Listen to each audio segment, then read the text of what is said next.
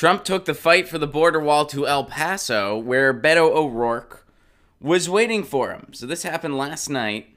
President Trump took his fight for a wall to the U.S.-Mexico border on Monday night, promising a crowd in El Paso, Texas, that he would press forward for its construction, even as news was breaking in Washington that a deal reached between congressional negotiators would fall short of his funding demands. In a near shutdown that seemed to mirror the ongoing political dispute over the border, Trump was greeted by a counter-rally led by Democrat Beto O'Rourke. The former Texas lawmaker failed last year in his effort to unseat GOP Senator Ted Cruz, but could parlay his newfound celebrity with Democratic voters into a 2020 bid.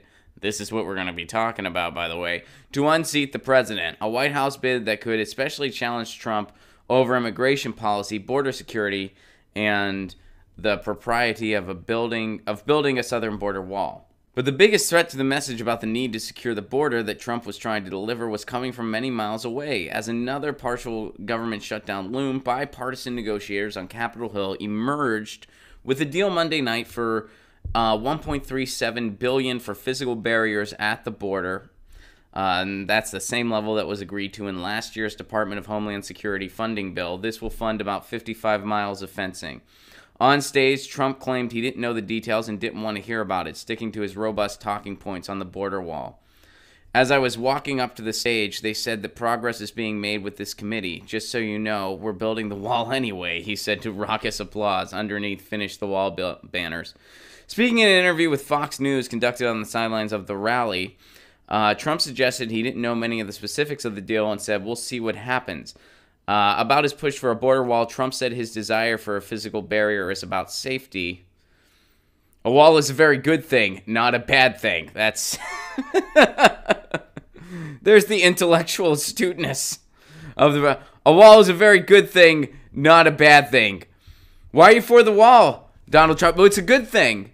Are you sure? Yeah, it's a good thing. It's not a bad thing. How do you know it's a good thing? Well, it's not a bad thing.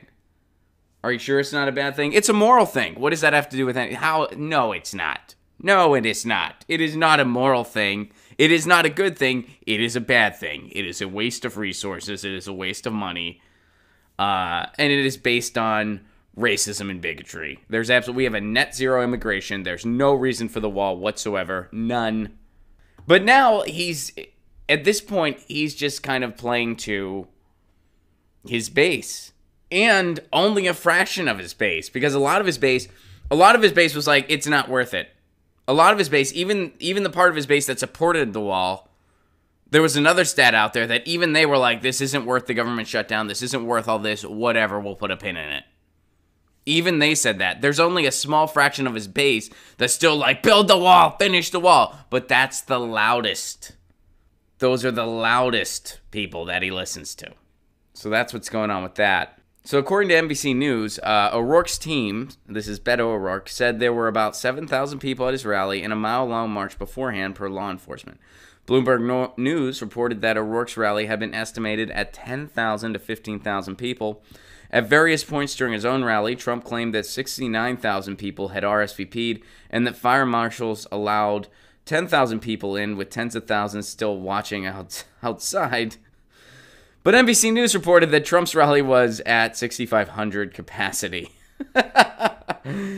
I think he just said 69 on purpose. I think he knew he was going to make a number up, and that's the first number that came to his head. He was like, 69. There were 69 people. 69 people? And 69,000. 69,000 people. That's your final. Yes, there were 69,000 people. They want the wall. They know it's a good thing, not a bad thing, and it's moral. It's a moral wall. The wall prays on Sundays. The wall does its penance. The other day, I saw the wall helping an elderly woman across the street. That's what happens. It's a good wall. It's a moral wall. It keeps the bad walls out, actually. That's what 69,000 people agree with me. You mean 6,500? No, 69,000.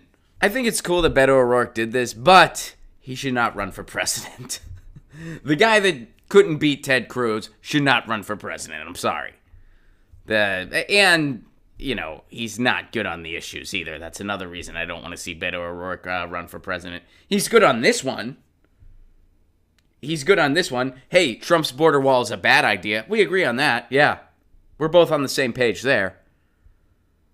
But, when it comes to healthcare and banking, he's not the greatest. And, everyone's saying, like, he's Trump's worst nightmare. I'm like, that might be true, but only because I don't think Trump actually wants to continue being president. He's Trump's worst nightmare if Trump really does not want to win in 2020. Then he's Trump's worst nightmare because it's like, shit, I'm going to win this one. All right. Let's see if there's any more to this. So this is Beto here. We know that walls do not save lives. Walls end lives, Beto O'Rourke said. He also criticized the Trump administration's treatment of immigrants, from separating children from adults at the border to housing migrants in detention centers. We are making a stand for truth against lies and hate and ignorance and intolerance. The potential, I hope not. I hope not. Again, this is a good thing. This is a good thing that he did. I'm with him on this one. We both know that the wall is a terrible idea. We will not take advantage of them. O'Rourke added about immigrants. We will not send them back to certain death. We will not believe that walls can or should keep them out. Instead, we welcome them with open arms. The biggest question here is, how was Beto O'Rourke heard with those 69,000 people shouting at him? All 69,000 of those wall enthusiasts. What do you put in your coffee in the morning that you would show up to Trump's rally for something like that? I got things to do today. I'm gonna be supporting a border wall that we don't need. That's an emblem of hate, and that's gonna be a huge waste of money. And it's gonna be privatized, so it's just gonna pad the pockets of a few of Donald Trump's rich friends. It's not really gonna even be an a good economic thing. It's gonna be terrible on every level, morally, economically, physically, environmentally. It's going to be a disaster on every level imaginable. And I'm going to support it because I believe this is a real problem. That's what I think. How do you have to wake up in the morning to feel that way? Like, like you're just like, history, wrong side, boom. Stoked to be on the wrong side of history. So in this particular case, Beto O'Rourke doing the right thing. But Beto O'Rourke, don't run for president. Maybe Beto is learning here that when you stand up for something, you inspire people. Because, he couldn't stand up for healthcare. He couldn't stand up for against the banks. He couldn't stand... you look at his voting record, it's not great. And if the only thing he can stand up for is, hey, I'm not as bad as Trump, that ain't gonna win. You know how we know that? Because it didn't work the first time. Get your news on with Ron. Don't you wanna know what's going on? We're getting our news on today.